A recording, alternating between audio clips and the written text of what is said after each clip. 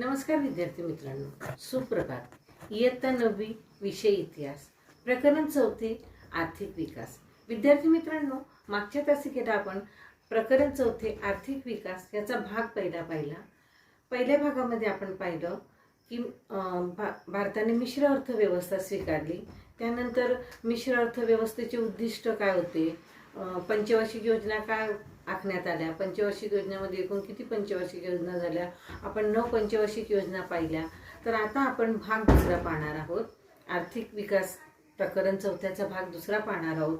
दुसऱ्या भागांमध्ये आपण बँकांचे राष्ट्रीयकरण, राष्ट्रीयकरणाची पार्श्वभूमी, 20 कलमी कार्यक्रम, कामगार समस्या, कामगारांनी केलेला संप या सर्वांबद्दल आपण भाग दुसऱ्यामध्ये माहिती घेणार आहोत. तर विद्यार्थी मित्रांनो, बँकांचे राष्ट्रीयकरण. इंदिरा गांधी यांच्या काळामध्ये बँकांचे राष्ट्रीयकरण पंडित नेहरू आणि लालबहादूर शास्त्री या प्रधानमंत्र्यांच्या काळात भारतातील बँकिंग व्यवसाय हा खाजगी क्षेत्राच्या मक्तेदारीचा व्यवसाय होता. या बँका उद्योग समूहाचे प्रतिनिधित्व करत होत्या. मग या बँकांचे संचालक मंडळ उद्योगाचा विकास व नफा वाढवण्यासाठी कार्यरत होते. याला छेद देण्यासाठी सरकारने 1955 मध्ये इम्पेरियल बँकचे राष्ट्रीयकरण केले आणि तिचेच रूपांतर त्यांनी भारतीय स्टेट बँकेमध्ये केले. तर भारतीय स्टेट बँकेत तिचे रूपांतर केल्यानंतर या बँकेने अल्पावधीतच आपल्या शाखा देशभर उघडून शासकीय विकासामध्ये महत्त्वाची भूमिका बजावण्यास सुरुवात केली. बघा, भारतीय स्टेट बँकेने अल्पावधीतच म्हणजे कमी काळामध्येच आपल्या ठिकठिकाणी शाखा उभारल्या, देशभरामध्ये ठिकठिकाणी शाखा उभारून महत्त्वाची भूमिका बजावायला सुरुवात केली. मग या राष्ट्रीयकरणाची पार्श्वभूमी काय होती, तर विद्यार्थी मित्रांनो, भारताने स्वातंत्र्योत्तर कालखंडात मिश्र अर्थव्यवस्थेची स्वीकारलेली होती आणि या योजना राबवताना तूट निर्माण झाल्यास ती भरून काढण्यासाठी बँकांचे राष्ट्रीयकरण होणे गरजेचे होते. यासाठी राष्ट्रीयकरण झाल्यावर या बँकांना मिळणारा जो काही नफा होता तो नफा सरकारी खनिजात जमा होणार होता. तर तुम्हाला माहिती आहे का विद्यार्थी मित्रांनो, प्रधानमंत्री इंदिरा गांधी यांनी 19 जुलै 1969 रोजी 14 बँकांचे राष्ट्रीयकरण केले.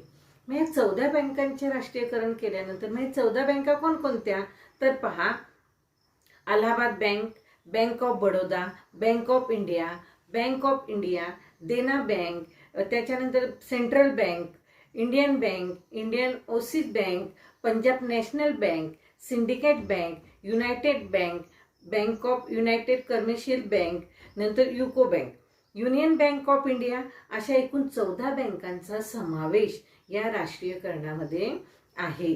आणि 1980 मध्ये आणखी 6 बँकांचे राष्ट्रीयकरण करण्यात आले. कधी, तर प्रधानमंत्री इंदिरा गांधी यांनी 19 जुलै 1969 रोजी या 14 बँकांचे राष्ट्रीयकरण केले. मग बँकांचे राष्ट्रीयकरण केल्यामुळे नफा सरकारी खनिजात जमा होणार होता. याच्या जोडीला लघु व मध्यम उद्योगाचे विकास धोरण सुद्धा राबवणे आवश्यक होते. म्हणून लालबहादूर शास्त्रींनी अन्न टंचाई आणि दुष्काळ यावर मात करण्यासाठी हरित क्रांतीचा प्रयोग केला. हरित क्रांतीचा प्रयोग आपल्या हाती घेतला. प्रधानमंत्री इंदिरा गांधी यांच्या कार्यकाळामध्ये Congress forum for socialist action या गटाने व्यापारी बँकांचे राष्ट्रीयकरण करावे अशी मागणी करण्यात आली आणि कम्युनिस्ट पक्षाचाही याला निर्णयाला पाठिंबा होता. अशा पद्धतीने हे बँकांचे राष्ट्रीयकरण झाले. यापुढे आता पाहणार आहोत आपण 20 कलमी कार्यक्रम.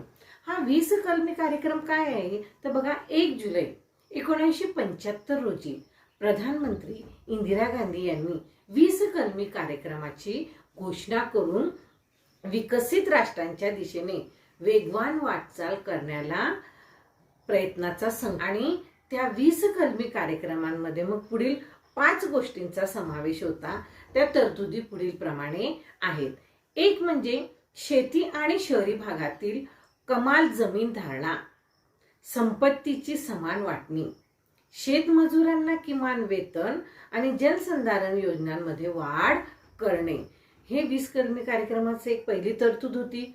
दुसरी तरतूद कामगारांचा उद्योग क्षेत्रात सहभाग आणि राष्ट्रीय प्रशिक्षण योजना आणि वेठबिगारी मुक्ती करणे. त्यानंतर तिसरी कर चुकवेगिरी, त्या आर्थिक गुन्हे व तस्करी रोखणे.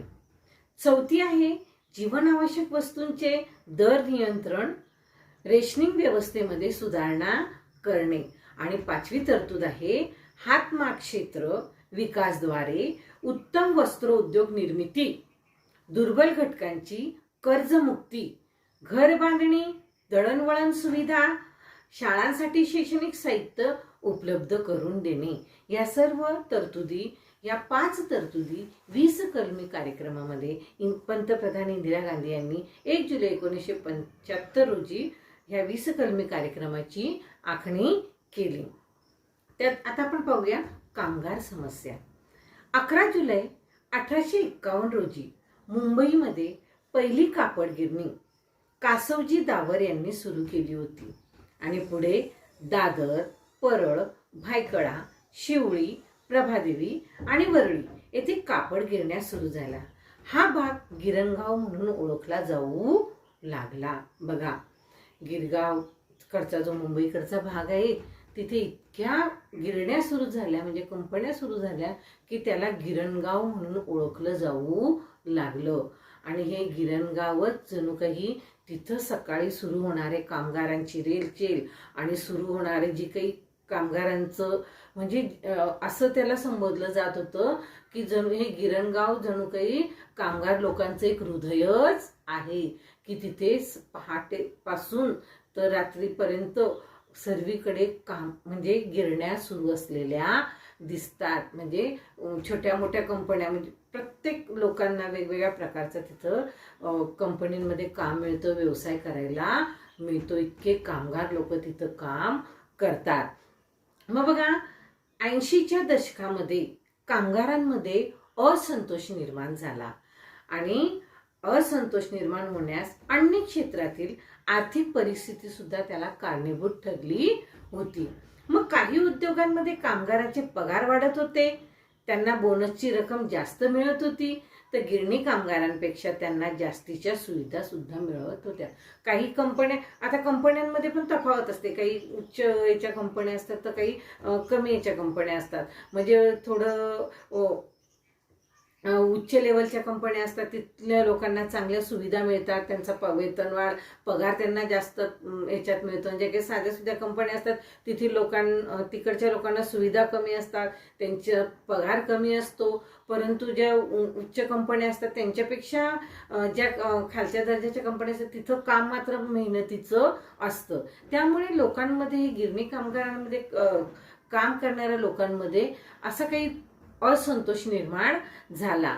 आणि त्यामुळे बघा विद्यार्थी मित्रांनो, तुम्हाला माहित आहे का की महात्मा ज्योतिराव फुले यांचे सहकारी नारायण मेघाजी लोखंडे यांच्या प्रयत्नांमुळे 1 जानेवारी 1882 पासून गिरणी कामगारांना आठवड्यातून 1 दिवस रविवारी सुट्टी देण्याची ही एक योजना, एक मोठा निर्णय घेण्यात आला. म्हणजे जे गिरणी कामगारांमध्ये काम करणारे लोक होते यांना आठवडाभर काम करावं लागायचं, एकही दिवस त्यांना सुट्टी मिळायची नाही. परंतु महात्मा ज्योतिराव फुले यांचे जे सहकारी होते नारायण मेघाजी लोखंडे यांच्या प्रयत्नामुळे या गिरणी कामगारांना आठवड्यातून 1 दिवस रविवारी सुट्टी मिळायला लागली.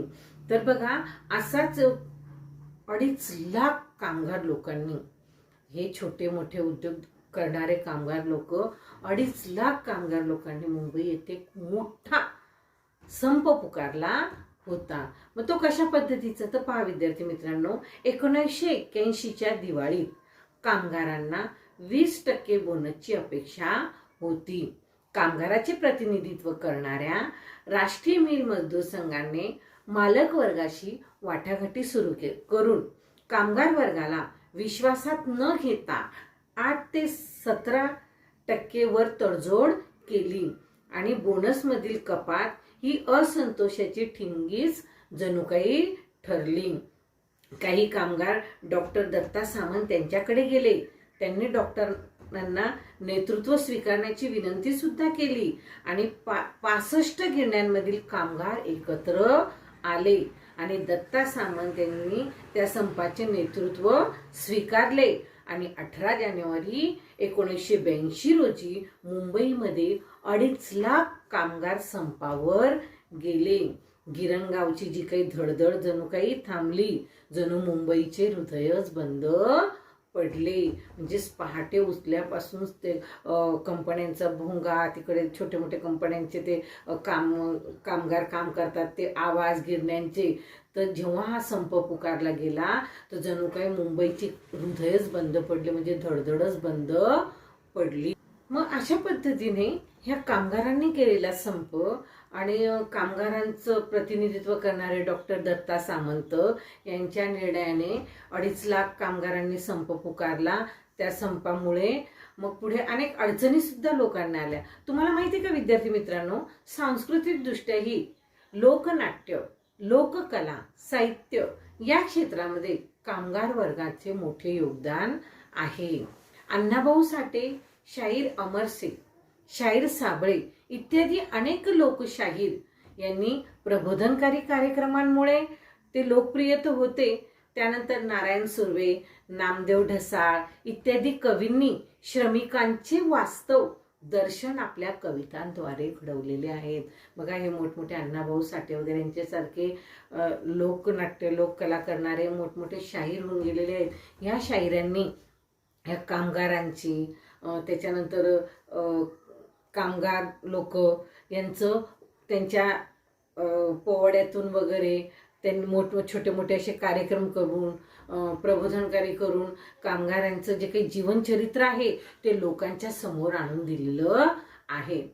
आता पुढे पाहूया की मुख्यमंत्री बॅनर्जी अंतुले यांनी ही समस्या सोडवण्यासाठी त्रिपक्षीय समिती नेमली आणि पुढे बाबासाहेब भोसले जेव्हा मुख्यमंत्री झाले त्यांच्या कायद्यानुसार सरकार राष्ट्रीय मिल मजदूर संघाशी बोलणे केले आणि अशी भूमिका त्यांनी घेतल्यानंतर डॉक्टर दत्ता सामंत यांनी हा कायदा रद्द करण्याची मागणी केली. संपाच्या सुरुवातीच्या काळामध्ये कामगारांना गावाकडून मदत तर सुरू झाली, परंतु सुरुवातीला एकमेकांना मदत करणारे कामगार फारसे अवघड गेले नाही. त्यामुळे विभागीय समित्या स्थापन करून त्यांनी लोकांना अन्नधान्य, मदत निधी वगैरे यांचे वाटप केले आणि डाव्या पक्षांनी संपाला जेव्हा पाठिंबा दिला होता त्यामुळे संप रेंगाळायला आणि मग पुढे संप रेंगाळायला लागताच कामगारांमध्ये फूट पाडण्याचे प्रयत्न लोकांनी सुरू केले. संपाला 6 महिने पूर्ण झाले. केंद्र सरकारने संपाकडे पूर्ण दुर्लक्ष केले. कामगारांना जेल भरो आंदोलन सुद्धा सुरू झाले आणि मग पुढे सप्टेंबर 1982 मध्ये महाराष्ट्र विधानसभेवर, बघा 1982 मध्ये महाराष्ट्र विधानसभेवर 1.5 लाख कामगारांचा मोर्चा गेला आणि त्यांचा उपयोग झाला नाही, कारण संपाला 1 वर्ष पूर्ण झालेले होते आणि एवढा प्रदीर्घ काळ चाललेला हा पहिला संप होता आणि या कालावधीमध्ये सुमारे 1.5 लाख कामगार काय झाले, बेकार झाले. सर्वीकडे बेकारी वाढली, लोकांना रोजंदारी मिळत नव्हती, लोकांची उपासमार झाली, जणू काही सर्वदूर काय दुष्काळच पसरलेला होता. कारण जे काही कमी दर्जाचे लोक होते त्यांना कामधंदाच मिळत नव्हता. सर्व कंपन्या बंद, गिरण्या बंद, जाणार कुठे लोक, त्यामुळे सर्वदूर जणू काही दुष्काळच पसरलेला होता. आणि त्यानंतर पुढे बघा, कापडापेक्षा पॉलिएस्टरला महत्त्व असल्याने मुळातच गिरणीतील कापडांच्या खपावर याचा परिणाम झाला आणि मुंबईतून कापड गिरण्या सुरत आणि गुजरातमध्ये मग गेल्या. बघा, हे मुंबईकडच्या, मग इकडं इतक्या 2.5 लाख लोकांनी संप केल्यानंतर सर्वांचं हातातले काम निघून गेले, लोक अगदी हातात झाले. 1 वर्ष तब्बल संप चालून सुद्धा काही निर्णय लागत नाही, म्हणून बरेचशा लोकांचा जो काही कल होता तो मुंबईकडून सुरतकडे गेला आणि मग हळूहळू मुंबईकडची गिरण्यांची वसाहत कमी होऊन ती सुरतकडे जास्त प्रमाणामध्ये पसरली. आणि आज सुद्धा आपल्याला माहिती आहे की बरेचसे लोक, व्यापारी लोक सुरतवरून माल वगैरे आणतात. जास्तीत जास्त गिरण्या आता कुठे आहेत, सुरतला आहेत. मग अशा जवळजवळ सुरत आणि गुजरातमध्ये ह्या गिरण्या गेल्या आणि केंद्र सरकारने 13 गिरण्यांचे राष्ट्रीयकरण केले. समस्या सोडवण्यासाठी लवाद नेमले गेले, पण तो यशस्वी झाला नाही. आणि अशा पद्धतीने मग हळूहळू या गिरणगाव मुंबईकडच्या गिरण्या बंद झाल्या आणि त्या सुरतकडे मग सुरू झाल्या. त्यानंतर आपण पाहूया नवे आर्थिक धोरण. PV नरसिंहराव जेव्हा पंतप्रधान झाले तेव्हा त्यांनी एक नवे आर्थिक धोरण स्वीकारले. मग ते नवे आर्थिक धोरण कशा पद्धतीचे होते बघा. आधुनिक भारताच्या इतिहासामध्ये 1991 साल महत्वाचे आहे. मग 1991 साल का महत्वाचे आहे तर पहा, 10व्या लोकसभा निवडणुकानंतर केंद्रात PV नरसिंहराव हे प्रधानमंत्री झाले आणि डॉक्टर मनमोहन सिंग यांच्या सहकार्याने भारताची अर्थव्यवस्था जागतिक अर्थव्यवस्थेशी जोडण्यासाठी एक नवीन आर्थिक धोरण स्वीकारले गेले आणि यासाठी भारतीय अर्थव्यवस्थेमध्ये मूलभूत स्वरूपाचे बदल घडवले गेले आणि त्यामुळे भारतीय अर्थव्यवस्थेला जागतिक प्रवाहामध्ये आणले गेले. आणि जेव्हा भारतीय अर्थव्यवस्था ही जागतिक प्रवाहामध्ये आल्यानंतर या काळात भारताची आर्थिक अवस्था ही बिकट झालेली होती. PV नरसिंहराव यांच्या अगोदर चंद्रशेखर यांचे सरकार होते आणि या सरकाराच्या काळामध्ये चलनवाढीचा दर हा 17% झालेला होता आणि आर्थिक वृद्धी दर 1.1% घटला होत होती. मग या आयातीसाठी आठवडाभर पुरेल एवढेच परकीय चलन भारताकडे होते. मग परकीय कर्जाची परतफेड करणे आणि त्यावरील बघा, परकीय कर्जांची परतफेड करणे आणि त्यावरील व्याज देणे हे कठीण झालेले होते. आणि मग पुढे 1 मे 1991 मध्ये तर काही सोने 1 मे 1991 मध्ये चंद्रशेखर यांच्या काळात सरकारने काही सोने विकून तर काही सोने गहाण टाकून परिस्थिती आटोक्यात आणण्याचा प्रयत्न केला होता. चंद्रशेखर यांच्या अगोदर विश्वनाथ प्रताप सिंग यांच्या सरकारने सगळ्या शेतकऱ्यांना सरसकट कर्जमाफी देऊन 10,000 कोटी रुपयांपेक्षा जास्त बोजा अर्थव्यवस्थेवर टाकला होता. केंद्र व राज्य सरकारचे एकत्रित अंतर्गत कर्जाचे स्थूल राष्ट्रीय उत्पन्नाशी असल्यामुळे हे प्रमाण सुमारे 55% एवढे झाले आणि 1980 ते 81 मध्ये परकीय कर्ज 1980 ते 81 मध्ये हे परकीय कर्ज $2,350 कोटी एवढे होते. तर 1990 ते 91 मध्ये हे कर्ज $8,380 कोटी पर्यंत वाढले. मग यावेळेस भारताचा परकीय चलन साठा फक्त हा $100 कोटी एवढाच होता. याला इराकने कुवेतवर आक्रमण करून तेलाच्या वाढलेल्या किमतीची पार्श्वभूमी होती. मग भारताला परकीय कर्ज उभारणे अवघड झाले होते. मग अनिवासी भारतीयांनी आपल्या परकीय चलनातील ज्या काही ठेवी होत्या त्या काढून घ्यायला सुरुवात केली. आता पुढे पाहूया उपाययोजना. मग या परिस्थितीतून मार्ग काढण्यासाठी PV नरसिंहराव यांनी डॉक्टर मनमोहन सिंग यांना पुन्हा अर्थमंत्री नेमले आणि डॉक्टर मनमोहन सिंग यांनी दोष दुरुस्ती उपाययोजना करून म्हणजे करेक्टिव्ह मेजर्स केल्या आणि परिस्थिती बदलवायला मग सुरुवात केली. कोणी? डॉक्टर मनमोहन सिंग यांनी. त्यांनी परकीय जी काही गुंतवणुकीवरचे निर्बंध उठवले आणि उद्योग क्षेत्रातील परवाना पद्धती ही 18 उद्योगापुरती मर्यादित केली आणि सार्वजनिक उद्योगांमधील वाढता तोटा व कार्यक्षमता लक्षात घेऊन सार्वजनिक जे काही क्षेत्र होते ते खाजगी उद्योगाकरिता ते खुली करून दिले आणि शेअर बाजारावर नियंत्रण आणण्यासाठी 1992 मध्ये सेबीची म्हणजे securities and exchange board of India याची स्थापना केली आणि नॅशनल स्टॉक एक्सचेंजचे जे संगणकीकरण करण्यात आले आणि मग मंदीचे जे काही सावट होते ते दूर व्हायला हळूहळू प्राधान्य दिले गेले. आणि त्यानंतर डॉक्टर मनमोहन सिंग यांच्या पहिल्या अर्थमंत्री पदाच्या कारकिर्दीमध्ये भारतातील परकीय गुंतवणूक वाढली. भारताने बँक ऑफ इंग्लंडमध्ये गहाण ठेवलेले जे काही सोने होते ते परत भारतात आणले. देशातील भांडवलदार वर्ग व मध्यम वर्गाचा जो काही पाठिंबा होता तो सरकारला मिळाला आणि सरकारने दूरसंचार क्षेत्र मग खुले केल्यामुळे मोबाईल फोन सेवा देशभर सुरू झाली. डॉक्टर मनमोहन सिंग यांनी जागतिक व्यापार संघटनांच्या करारावर सही करून खाजगीकरण, उदारीकरण आणि जागतिकीकरण याला सुरुवात केली आणि अशा पद्धतीने जी काही आपली मंदी होती ती मंदी मग दुरावली गेली. आपल्यावर जो काही कर्जाचा बोजा होता तो कर्जाचा बोजा हळूहळू दूर करण्यात आला. आता पुढे पाहूया वर्ल्ड ट्रेड ऑर्गनायझेशन म्हणजे जागतिक व्यापार संघटना.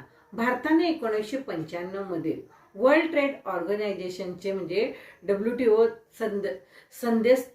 सदस्यत्व स्वीकारले आणि या संघटनेचा उद्देश मग पुढील प्रमाणे होता. कोणत्या संघटनेचा उद्देश?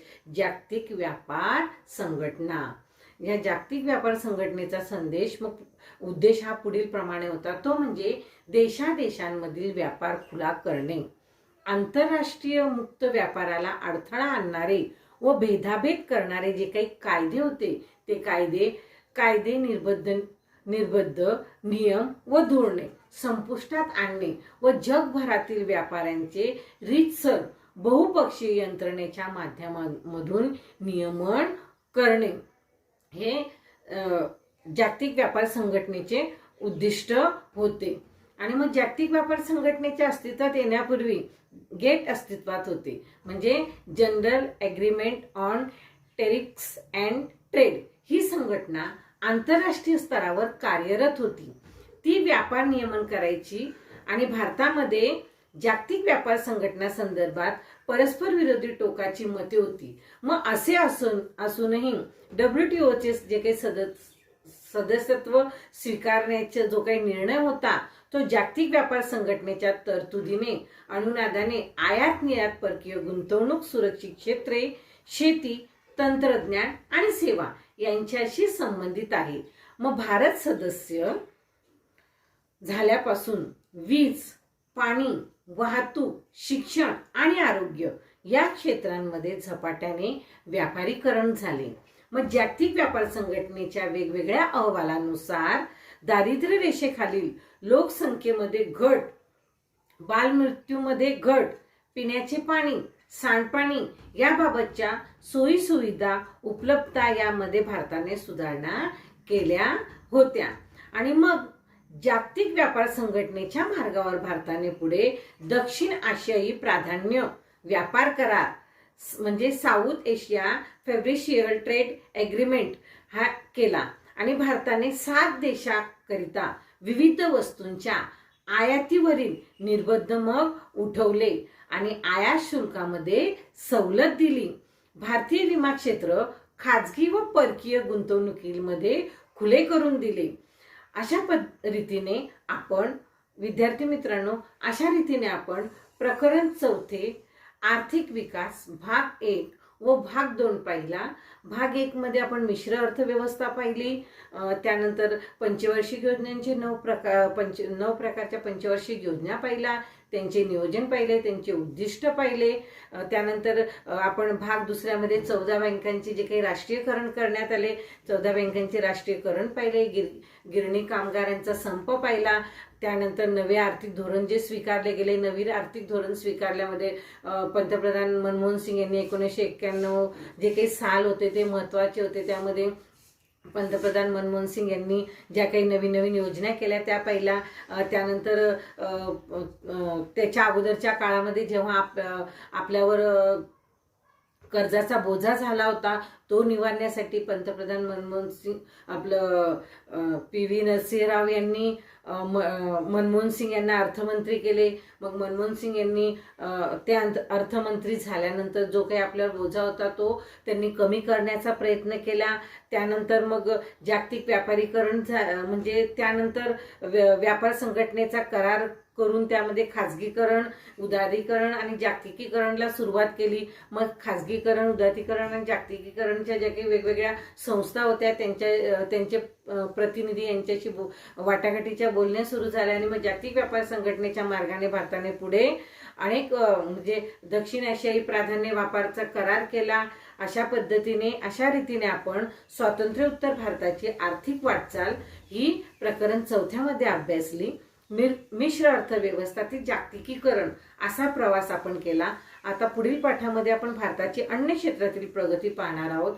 तर विद्यार्थी मित्रांनो, इथं प्रकरण 4 आर्थिक विकास हे संपलेले आहे. तुम्हाला जो काही स्वाध्याय दिला जाईल तो स्वाध्याय तुम्ही वर्गपाठाच्या वहीमध्ये व्यवस्थितपणे सोडवायचा आहे आणि प्रकरणचं पुन्हा वेळोवेळी वाचन करायचं आहे.